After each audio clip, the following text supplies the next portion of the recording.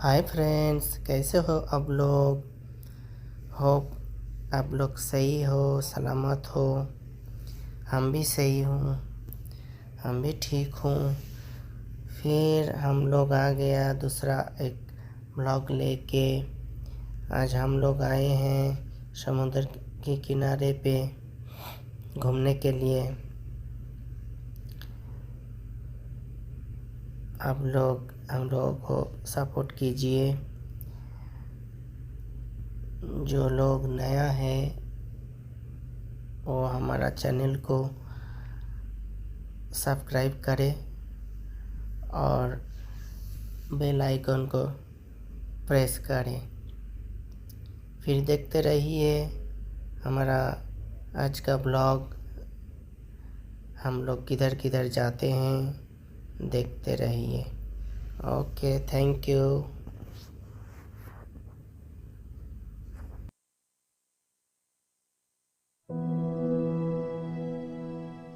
एक बार की बात है, एक बहुत बड़ी आर्ट गैलरी ने कॉन्टेस्ट डिक्लेयर किया। उसमें उन्होंने अनाउंस किया कि जो भी पेंटर पीस को डिपिक्ट करने वाली वर्ल्ड की सबसे अच्छी पेंटिंग बनाएगा उसको $10 मिलियन का इनाम मिलेगा। यह बात पूरी दुनिया में फैल गई और पूरी दुनिया से हजारों पेंटर्स ने अपनी अपनी पेंटिंग भेजी उस कॉन्टेस्ट में पार्टिसिपेट करने के लिए। उन हजारों पेंटिंग्स में से जो इस कॉन्टेस्ट के जजेस थे उन्होंने फाइनली 100 पेंटिंग्स को शॉर्टलिस्ट किया और उन 100 पेंटिंग्स की एक एग्जीबिशन लगाई। उस एग्जीबिशन में इन सारे पेंटर्स को तो इनवाइट किया ही किया, साथ ही साथ मीडिया वाले भी बैठे हुए थे और मीडिया वालों के साथ हजारों लोगों की भीड़ भी जमा थी। क्योंकि प्राइज अमाउंट इतना बड़ा था तो सबका इंटरेस्ट था ये जानने में कि कौन जीतेगा, कि वो पेंटिंग कैसी होगी और कौन वो पेंटर होगा जिसको इतना बड़ा अमाउंट मिलेगा। फाइनली वो दिन आ ही गया। वहां पर सारी ही पेंटिंग्स देखने लायक थी और एक से बढ़कर एक थी। उसमें से कुछ पेंटिंग्स थी जहां पर सबसे ज्यादा भीड़ थी। जैसे एक पेंटिंग थी जहां पर एक बिल्कुल साफ पानी की नदी बह रही थी, जिसके पीछे कुछ पहाड़ थे, उसके ऊपर बर्फ जमी हुई थी और पीछे से सनराइज हो रहा था। एक और पेंटिंग थी जहां पर पेंटर ने पीस को डिपिक्ट किया था फुल मून नाइट के थ्रू, यानी कि एक बिल्कुल पीसफुल लेक थी जिसका पानी बिल्कुल स्टिल था। इतना स्टिल कि उसके अंदर आप रिफ्लेक्शन देख सकते थे आसपास में जो भी कुछ था उसका, बिल्कुल एक मिरर की तरह। और बिल्कुल डार्क आसमान में कुछ तारे चमक रहे थे और एक चांद चमक रहा था। उसके अलावा एक पेंटिंग थी जिसमें बिल्कुल सफेद बादल थे, नीला आसमान था और बिल्कुल हरी हरी घास थी। यानी कि सारी ही पेंटिंग्स ऐसी जिसको देख करके ही मन शांत हो जाए। तो कॉन्टेस्ट बहुत ही टफ था क्योंकि सारी पेंटिंग्स एक से बढ़कर एक थी। तो जजेस के लिए शॉर्टलिस्ट करना कि कौन सी पेंटिंग बेस्ट है, that was very very difficult. लेकिन वो मोमेंट आ ही गया जब जजेस ने अपना माइंड मेकअप कर लिया और एक पेंटिंग को इन सारी पेंटिंग्स में से सिलेक्ट कर लिया और उस पेंटिंग को एक बड़े से कर्टेन के पीछे रख दिया। सामने वो सारे पेंटर्स बैठे हुए थे, मीडिया वाले थे और हजारों लोगों की भीड़ थी। सबकी क्यूरियोसिटी बढ़ती चली जा रही थी क्योंकि अमाउंट बहुत बड़ा था। लेकिन जैसे ही वो पर्दा हटा और सामने से सबने उस पेंटिंग को देखा तो सब हैरान रह गए। सब एक दूसरे की शक्ल देखने लगे। किसी को कुछ समझ नहीं आ रहा था कि एक्चुअल में हो क्या रहा है, क्योंकि वो पेंटिंग जो वहां पर दिख रही थी वो दूर दूर तक शांति को डिपिक्ट नहीं कर रही थी। तो सबको लगा कि शायद उस आर्ट गैलरी से कोई गलती हुई है या जजेस से कोई गलती हुई है और किसी गलत पेंटिंग को वहां पे रख दिया है। तो कुछ पेंटर्स एक साथ गए, जाकर के उस आर्ट गैलरी के ओनर से मिले और जाकर के उससे पूछा कि क्या ये कोई गलती है, गलती से कहीं कोई गलत पेंटिंग तो आपने वहां पे नहीं रख दी है। तो आर्ट गैलरी वाला थोड़ा सा मुस्कुराया और बोला, नहीं ये पेंटिंग बिल्कुल ठीक है, जजेस ने इसी पेंटिंग को सिलेक्ट किया है और यही पेंटिंग आज की विनर है। सारे पेंटर्स ये जवाब सुन करके गुस्से से भर गए और सबने मिल करके रिवोल्ट कर दिया। और ये देख करके सारे मीडिया वाले अपनी अपनी जगह से खड़े हुए और भागते हुए गए उस आर्ट गैलरी के ओनर के पास में और अपने अपने माइक्स उनके मुंह के आगे कर दिए। तो अगेन वो आर्ट गैलरी का जो ओनर था वो हल्का सा मुस्कुराया और उसने कहा कि मुझे कुछ बोलने से पहले एक बार इस पेंटिंग को आप लोग ध्यान से देखिए, थोड़ा पास से देखिए, शायद आपको कुछ ऐसा नजर आए जो दूर से नजर नहीं आ रहा है। क्योंकि आप सबने एक चीज तो देख ली कि इस पेंटिंग में आंधी है, तूफान है, चारों तरफ सब कुछ तहस नहस हो रहा है, आसमान में बिजली कड़क रही है, काले बादल हैं, ये सब तो आपने देख लिया। लेकिन एक चीज नहीं देखी कि इस पेंटिंग में एक घर भी है। उस घर में एक छोटी सी खिड़की है जहां पर एक आदमी खड़ा हुआ है। ध्यान से जाकर के देखिए, वो जो आदमी खड़ा हुआ है और बाहर देख रहा है उस घर से, उसके चेहरे पर कोई डर नहीं है बल्कि एक हल्की सी मुस्कान है, एक ठहराव है, एक सुकून है। और यही है शांति का असली मतलब।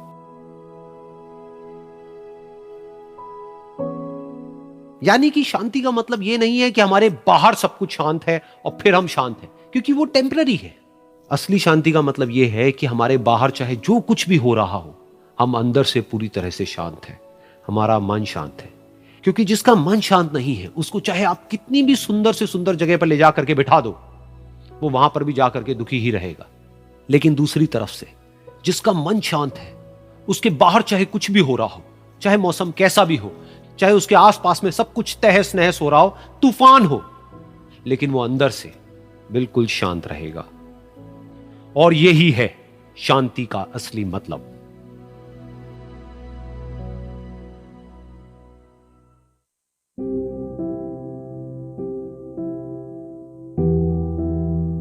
एक बार की बात है, एक छोटे से गांव में एक आदमी रहता था। उसके घर के पास में एक पहाड़ था, जहां पर वो रोज सुबह जाता, उस पहाड़ पर थोड़ी देर के लिए वो बैठता, फिर वापस आ जाता। तो रोज की तरह वो सुबह सुबह जा रहा था।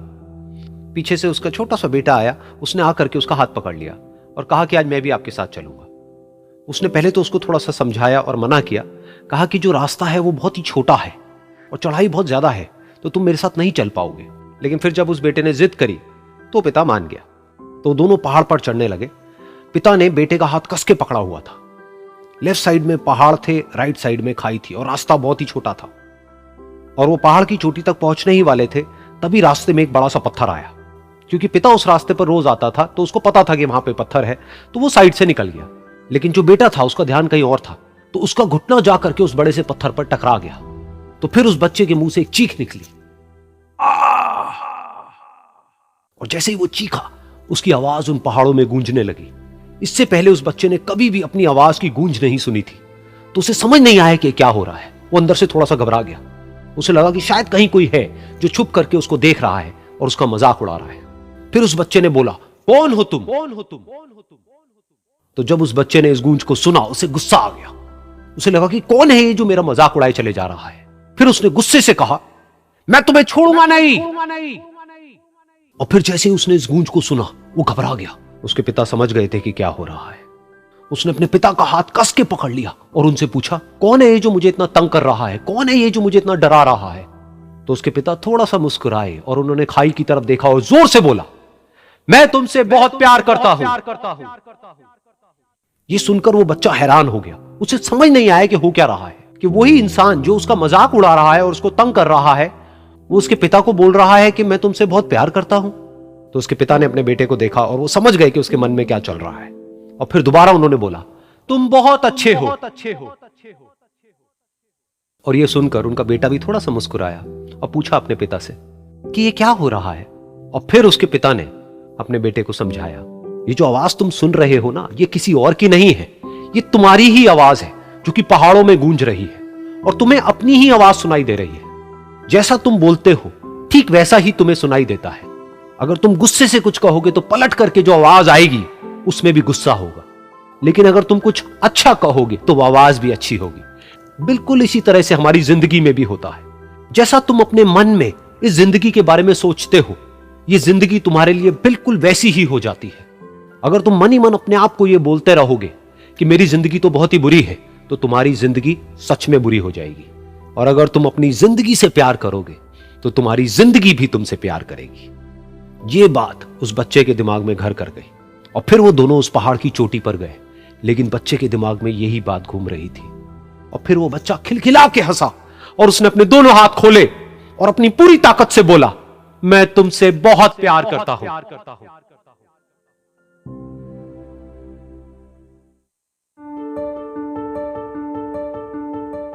एक बार की बात है, एक बहुत बड़ा नेता एक साधु के छोटे से आश्रम में गया, क्योंकि उसने बहुत सुना था उस साधु के बारे में और उसके मन में आया कि मैं एक बार जाकर के देखता हूं कि लोग इतनी तारीफ क्यों करते हैं उसकी। तो जब वो उस आश्रम में गया तो वहां पर एक छोटा सा कमरा था जहां पर एक कालीन बिछा हुआ था।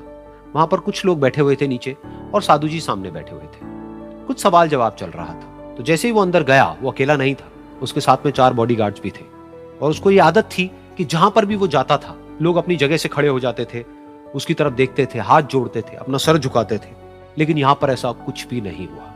साधु ने उसकी तरफ देखा तक नहीं, क्योंकि वो साधु किसी के सवाल का जवाब दे रहे थे। लेकिन नेता को इस बात पे गुस्सा आ गया। नेता को लगा कि ये मेरी बेइज्जती है। तो उस नेता ने साधु की बात को बीच में ही काटते हुए थोड़ा गुस्से से कहा, मैं आपसे कुछ कहना चाहता हूं। साधु ने उसकी तरफ देखा और बोले, आप थोड़ी देर रुकिए, पहले मैं इनके सवाल का जवाब दे लूं, उसके बाद में मैं आपसे बात करूंगा। तब तक अगर आप चाहें तो आप बैठ सकते हैं। बस साधु का इतना कहने की देर थी। नेता का चेहरा गुस्से से लाल हो गया और फिर उसने अपना सारा गुस्सा उस साधु के ऊपर निकाल दिया। अभी तक वो नेता बहुत ही तमीज से बात कर रहा था, यानी कि आप कह करके बात कर रहा था। अब वो तू तड़ाक पे उतर आया।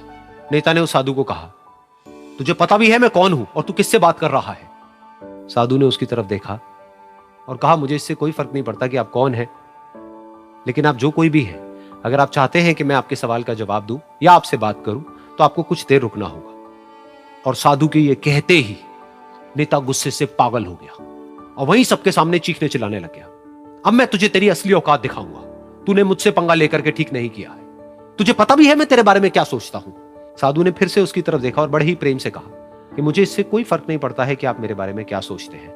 आप जो चाहे वो मेरे बारे में सोच सकते हैं। फिर उस नेता ने बोला कि तू चाहे सुनना चाहता है या नहीं, लेकिन मैं तुझे बताऊंगा यही सबके सामने कि मैं तेरे बारे में क्या सोचता हूं। तू एक बहुत ही घटिया इंसान है। तू कोई साधु नहीं है, तू एक ढोंगी है, पाखंडी है, और यहां पर जितने भी लोग बैठे हैं उन सबको बेवकूफ बना रहा है। तेरा बस एक ही मकसद है कि इन लोगों की जेब में जितना भी पैसा है वो सब तेरे पास में आ जाए। तू अपने फायदे के लिए इन लोगों का इस्तेमाल कर रहा है और अब मैं तुझे नहीं छोड़ने वाला। तेरा पर्दाफाश करके रहूंगा पूरी दुनिया के सामने। लेकिन उसके इतना बोलने के बाद भी उस साधु के चेहरे पर हल्की सी मुस्कान बनी ही रही। ये देखकर वो और तिल मिला गया और उसने कहा, अब बहुत हुआ, अब मैं यहां एक मिनट भी नहीं रुकने वाला। लेकिन अभी भी तेरे पास में मौका है। अगर मुझसे माफी मांगनी है या मुझसे कुछ कहना है तो कह सकता है। इतना सब होने के बाद भी साधु बिल्कुल शांत था और उनके चेहरे पर एक मुस्कान थी। उन्होंने अपनी आंखें बंद कर ली। फिर साधु ने अपनी आंखें खोली, हाथ जोड़े और कहा कि मुझे आपसे कोई गिला शिकवा नहीं है। मेरे मन में आपके लिए कोई भी गलत ख्याल नहीं है। जो भी आपने मेरे बारे में कहा वो आपकी अपनी सोच थी, तो मुझे आप में कोई भी बुराई नजर नहीं आती है। मुझे आप एक बहुत ही भले इंसान लगते हैं। और साधु के इतना कहते ही नेताजी का दिमाग 7वें आसमान पर पहुंच गया। उनके चेहरे पर एक अजीब सी खुशी थी, क्योंकि उस साधु ने वो ही कहा जो बाकी सब लोग उस नेता को कहते हैं। और वो खुशी खुशी उस आश्रम से अपने घर की तरफ चला गया और जा करके अपने पिताजी के साथ में बैठ गया। उसके पिताजी की आंखें बंद थी और वो ध्यान में थे। पूरी जिंदगी उन्होंने सिर्फ लोगों की सेवा करी और बदले में कुछ भी एक्सपेक्ट नहीं किया। तो थोड़ी देर बाद जब उन्होंने अपनी आंखें खोली और देखा अपने बेटे को अपने साथ बैठे हुए, तो उनके बेटे के चेहरे पर आज एक अजीब सी खुशी थी जो आज से पहले उन्होंने कभी नहीं देखी थी। फिर उसने एक एक करके सब कुछ बताया कि आज क्या हुआ, किस तरह से वो आश्रम गया, वहां पर क्या हुआ, उसने क्या कहा, उन्होंने क्या कहा। तो जब इसके पिताजी ने पूरी बात सुनी तो थोड़ा सा मुस्कुराए और अपने बेटे को देख करके बोले कि उन्होंने तुम्हारी तारीफ नहीं करी है, क्योंकि उन्होंने वो नहीं कहा कि जो तुम हो, उन्होंने वो कहा कि जो वो खुद है। और तुमने जो भी कुछ उनको कहा वो नहीं कहा कि जो वो है, बल्कि तुमने वो कहा जो तुम खुद हो। यही बात वेदों में भी कही गई है, यथा दृष्टि तथा सृष्टि। ये दुनिया तुम्हें वैसी नहीं दिखती है जैसी कि ये दुनिया है। ये दुनिया तुम्हें वैसी दिखती है जैसे तुम खुद हो। जिसकी नजर जैसी है उसके लिए ये दुनिया वैसी ही है। तो अगर तुम अपनी दुनिया को बदलना चाहते हो तो उसका सिर्फ एक तरीका है, अपनी नजर को बदलो।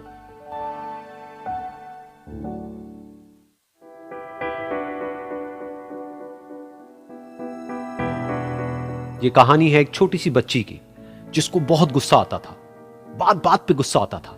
और जब उसको गुस्सा आता था तो वो ये नहीं देखती थी कि उसके सामने कौन है, और जो उसके मन में आता था वो सब बोल देती थी। कई कई बार तो वो कुछ चीजें उठाती और जमीन पे फेंकती और तोड़ देती। तो उसके माँ बाप बहुत परेशान हो गए। उनको समझ नहीं आ रहा था कि वो क्या करें। उन्होंने बहुत कोशिश करी उस बच्ची को समझाने की अलग अलग तरीके से, लेकिन वो बच्ची समझ ही नहीं रही थी। फिर एक दिन उसकी माँ ने उसकी ट्यूशन टीचर से बात करी, क्योंकि ट्यूशन टीचर ही एक ऐसी थी जिसकी कि वो बात सुनती थी। तो उसकी टीचर ने उसकी माँ की सारी बातों को सुना और उनको बोला कि आप चिंता मत करो, आने वाले कुछ दिनों के अंदर अंदर ही इस बच्ची का गुस्सा पूरी तरीके से खत्म हो जाएगा। उसकी माँ को समझ नहीं आया, लेकिन फिर भी उन्होंने कहा कि कोशिश करने में क्या जाता है। फिर उस दिन रोज की तरह जब वो टीचर आई और वो क्लास शुरू होने वाली थी, तो उसकी टीचर ने उस बच्ची से कहा कि आज हम पढ़ाई नहीं करेंगे, आज हम एक गेम खेलेंगे। तो बच्ची ये सुन करके बहुत खुश हो गई। फिर टीचर उस बच्ची के साथ में उस घर के पीछे एक दीवार के पास में जाकर के खड़ी हो गई और उस टीचर ने उस बच्ची को कहा कि गेम ये है कि अब जब भी तुम्हें गुस्सा आए तुम्हें कील लेनी है और यहां पर आकर के इस दीवार में गाड़ देनी है, थोड़ी सी, जितनी हो सके। फिर उस बच्ची ने टीचर से पूछा लेकिन इससे क्या होगा? तो टीचर ने कहा कि जब ये गेम खत्म हो जाएगी तो तुम्हें एंड में एक प्राइज मिलेगा। फिर उस बच्ची ने बिल्कुल वैसा ही किया जैसे कि उस टीचर ने कहा था, यानी कि अब उसको जब भी गुस्सा आता तो वो जाती और जा करके एक कील उस दीवार में गाड़ देती। तो जैसा कि उस लड़की को बहुत गुस्सा आता था, तो पहले ही दिन वहां पर 10 से ज्यादा कीलें गड़ गई। लेकिन उन कीलों को गाड़ने के लिए उसको बार बार पीछे जाना पड़ता और जा करके उस कील को गाड़ना पड़ता। तो उसके दिमाग में आया कि जितनी मेहनत मैं लगाती हूं उस कील को गाड़ने में, उससे कम मेहनत में मैं अपने गुस्से को कंट्रोल कर सकती हूं।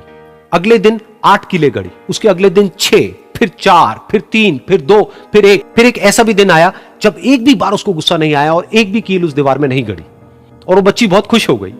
खुशी खुशी वो अपनी टीचर के पास में गई और जाकर के उनको बताया कि देखो मैम, आज मैंने एक भी कील उस दीवार में नहीं गाड़ी है क्योंकि मेरे को एक बार भी गुस्सा नहीं आया है। तो मैम ने उसको थोड़ी सी शाबाशी दी और मैम उसके साथ में उस दीवार के सामने जाकर के खड़ी हो गई। अब मैम ने उस बच्ची को कहा कि गेम अभी खत्म नहीं हुई है। अब तुम्हें क्या करना है कि जिस भी दिन तुमको बिल्कुल भी गुस्सा नहीं आता है, उस दिन के एंड में तुम एक कील को इस दीवार से निकाल दोगी। तो बच्ची ने वैसा ही किया, लेकिन क्योंकि कीलें बहुत ज्यादा थी तो 1 महीने से भी ज्यादा टाइम लग गया उन सारी कीलों को बाहर निकलने में। लेकिन एक दिन ऐसा भी आया जब सारी कीलें उस दीवार से बाहर निकल गई। फिर वो बच्ची बहुत ही खुश होकर के अपनी टीचर के पास में गई और जाकर के बोला कि अब उस दीवार में एक भी कील नहीं है। तो उसकी टीचर उस बच्ची के साथ में उस दीवार के सामने जाकर के खड़ी हुई। उसने देखा कि एक भी कील नहीं है दीवार में। फिर उसको उसकी एक फेवरेट चॉकलेट गिफ्ट करी और बोला कि तुम इस प्राइज को जीत गई हो। बच्ची बहुत ही खुश हो गई। फिर टीचर ने उस बच्ची से पूछा कि क्या तुमको इस दीवार में कुछ नजर आ रहा है? तो बच्ची ने कहा, नहीं मैम, इसमें तो कुछ भी नहीं है, सारी कीलें निकल चुकी हैं। तो उस टीचर ने कहा, एक बार ध्यान से देखो, शायद कुछ नजर आए। तो उस बच्ची ने दोबारा देखा और कहा, वो जो कीलें मैंने गाड़ी थी उसके कुछ निशान मुझे नजर आ रहे हैं दीवार में। जब बच्ची ने ये देख लिया, फिर उसकी मैम ने उस बच्ची को कहा, जैसे तुमने इस दीवार में कील गाड़ी और अब तुम उस कील को तो निकाल सकती हो लेकिन उसके निशान को नहीं मिटा सकती, ठीक इसी तरह से होता है जब तुम गुस्सा करती हो। जब तुम गुस्सा करती हो अपने माँ बाप पे या किसी पे भी, तो उनके दिल पर चोट लगती है, उनको दर्द होता है और वहां पर एक निशान रह जाता है। उस निशान को तुम चाह करके भी हटा नहीं सकती, फिर चाहे तुम उनसे जितना मर्जी माफी मांग लो। ये सुनकर बच्ची को अपनी गलती का एहसास हुआ और वो रोने लगी और वो भागती हुई गई और अपनी माँ के पास में जाकर के उनसे गले लग गई और अपनी माँ को बोली कि मम्मा, मैं आज के बाद कभी गुस्सा नहीं करूंगी, मुझे समझ आ गया है मैंने क्या गलती करी। और उस दिन के बाद उस बच्ची ने कभी गुस्सा नहीं किया।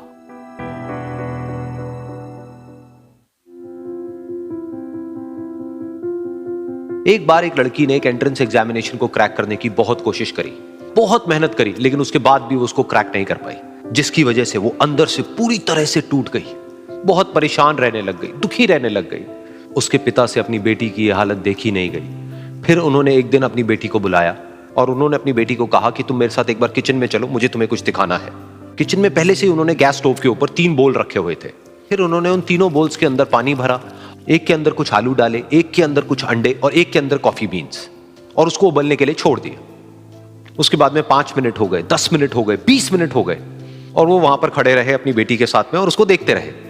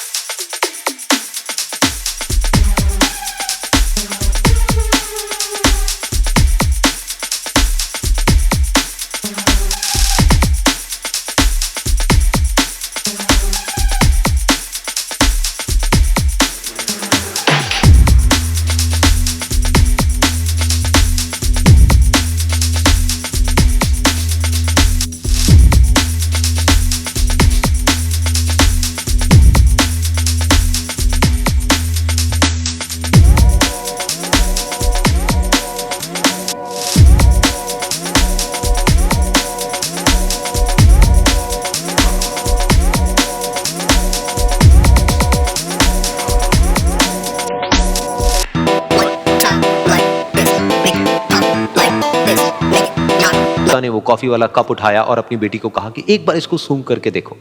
तो जब उनकी बेटी ने उस कॉफी को सूंघा तो उसके चेहरे पर एक स्माइल आ गई। फिर उसके पिता ने अपनी बेटी को कहा कि तुमने ध्यान से देखा कि क्या हुआ यहां पर? ये तीनों ही बिल्कुल एक ही सिचुएशन में गए, लेकिन तीनों ने अलग अलग तरीके से रिस्पॉन्ड किया। तो पहला यानी कि आलू, जब हमने उसको उस पानी में डाला था उससे पहले वो बहुत ही हार्ड थे और स्ट्रांग थे, लेकिन गर्म पानी में जाने के बाद में वो अंदर से बिल्कुल सॉफ्ट हो गए, यानी कि कमजोर पड़ गए। दूसरे थे अंडे, जो गर्म पानी में जाने से पहले अंदर से बिल्कुल ही कमजोर थे, लेकिन गर्म पानी में जाने के बाद वो अंदर से स्ट्रांग हो गए। तीसरी थी कॉफी, जिसने कुछ ऐसा किया जो इन दोनों से बिल्कुल अलग था। यानी कि उसने उस गर्म पानी में जाने के बाद में खुद को नहीं बदला, बल्कि उस पानी को ही बदल दिया। बिल्कुल इसी तरह से हमारी जिंदगी में भी होता है। तुम्हारे ऊपर है कि तुमको इन तीनों में से क्या बनना है।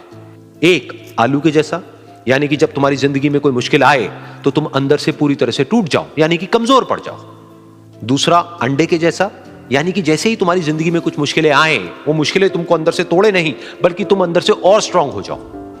या फिर तीसरा, यानी कि कॉफी के जैसा, मतलब कि जब तुम्हारी जिंदगी में कुछ मुश्किलें आए तो तुम ना सिर्फ उन मुश्किलों का डट करके सामना करो, बल्कि अपनी जिंदगी को ही बदल दो।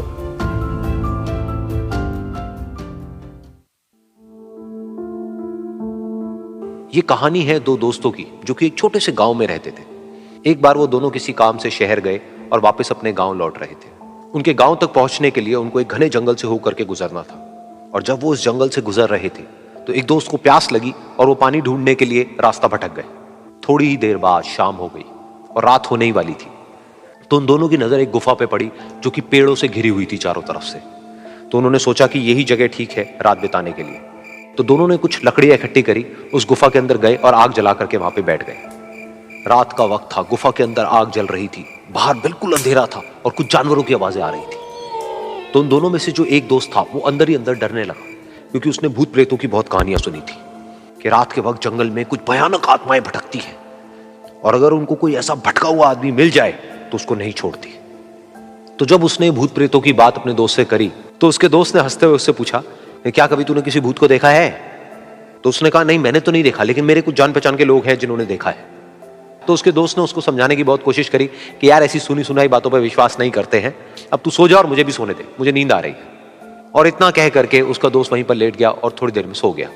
लेकिन वो जो अंदर से डरा हुआ था वो लेट तो गया, लेकिन उसको नींद नहीं आ रही थी। उसको लग रहा था कि शायद यहां पर कहीं कोई है जो छुप करके कहीं से उसको देख रहा है। उस आग की वजह से कुछ परछाइयां बन रही थी वहां पर पत्थरों पर, तो उन परछाइयों को देख करके भी वो डर रहा था। फिर कुछ घंटे तक ऐसे ही चलता रहा। फिर उसके बाद में क्योंकि वो थका हुआ था तो उसको नींद आ गई। लेकिन नींद आने के कुछ देर बाद ही उसको एक सपना आया। सपने में उसको एक बहुत ही भयानक परछाई उसकी तरफ बढ़ती हुई नजर आई। अब जैसे जैसे वो अंदर से डरता चला जा रहा था, वो परछाई उसके और पास आती चली जा रही थी और बड़ी होती चली जा रही थी। और उस परछाई में एक हाथ उसको नजर आया जिसके बड़े बड़े नाखून थे, और वो हाथ उसकी तरफ बढ़ता चला गया और उसके गले तक पहुंचने ही वाला था कि तभी वो डर करके एकदम से उठा। फिर उसने अपने दोस्त की तरफ देखा जो कि सो रहा था, उसको पकड़ करके जोर से उठाया। फिर उसने अपने दोस्त को बताया कि उसके साथ में क्या हुआ। तो उसका दोस्त फिर हंसने लगा। फिर उसके दोस्त ने उसको कहा, अब अगर दोबारा से तुझे वो परछाई